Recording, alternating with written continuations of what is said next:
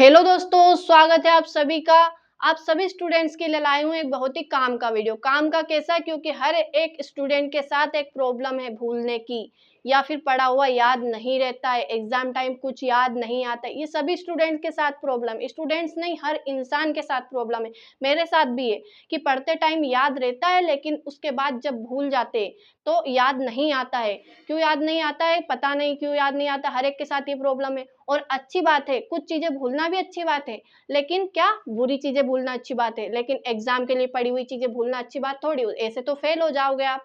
तो इसके सॉल्यूशन के लिए मैं आपको कुछ ट्रिक्स बताने वाली हूँ। वो क्या है? अगर आप देखते हो और उन चीजों को अपने लिए अप्लाई करते हो तो आप शायद अच्छे से परफॉर्म कर पाओ एग्जाम में। कैसे परफॉर्म कर पाओ?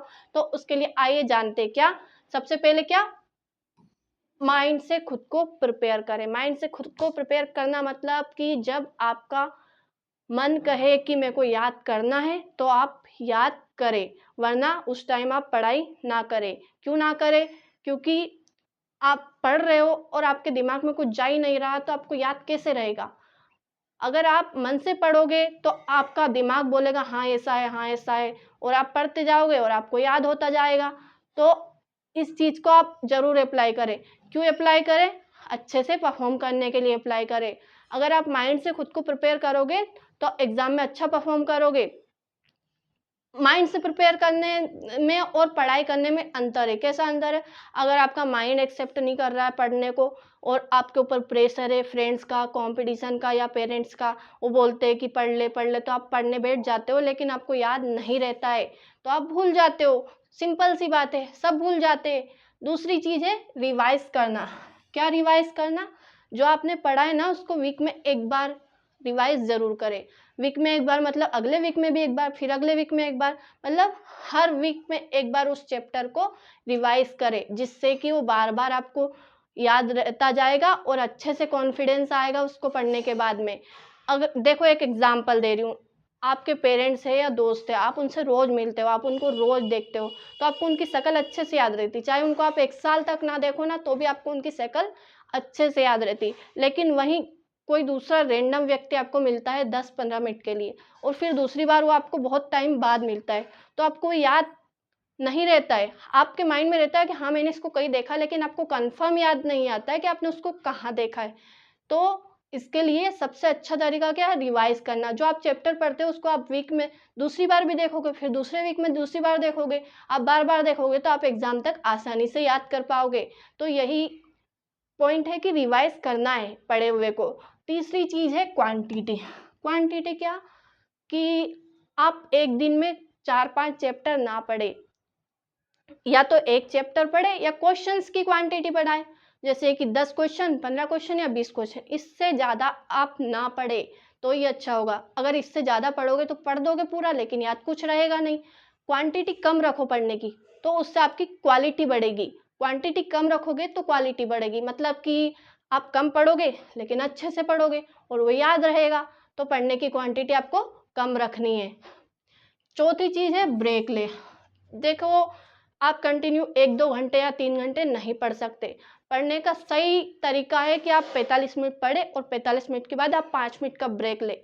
पानी पिए, बाहर जाए, घर में फैमिली से मिले, किसी से भी बात करो, कुछ करो, लेकिन 5 मिनट का ब्रेक लो और वापस अगर आपको पढ़ना है तो आप पढ़ने बैठ जाओ, नहीं पढ़ना है तो अपने दूसरे काम कर सकते हो। लेकिन ब्रेक ले, कैसे ब्रेक ले? आप पढ़ते पढ़ते 45 मिनट हो गए तो आप ब्रेक ले ले 5 मिनट के लिए, अगर आपको आगे भी पढ़ना है तो। और नहीं पढ़ना है तो कोई बात नहीं। पांचवी चीज है रिटर्न, सबसे इम्पोर्टेंट चीज। रिटर्न कैसा? आप जो पढ़ते हैं ना, पढ़ लिया एक बार, उसको लिखो, बिना देखे लिखो। कैसे लिखना है? जो पढ़ा आपने अपने आप लिखते जाओगे। थोड़ा सा भूलो तो देख लो, फिर लिखो। अगर भूल रहे हो वापस देख लो, फिर लिखो। तो आप जो लिख रहे हो ना, लिखा हुआ हमेशा याद रहता है आपको, एग्जाम तक अच्छे से याद हो जाता है, और आपकी लिखने की स्पीड भी बढ़ेगी और राइटिंग भी सुधरेगी। तो आप लिखो।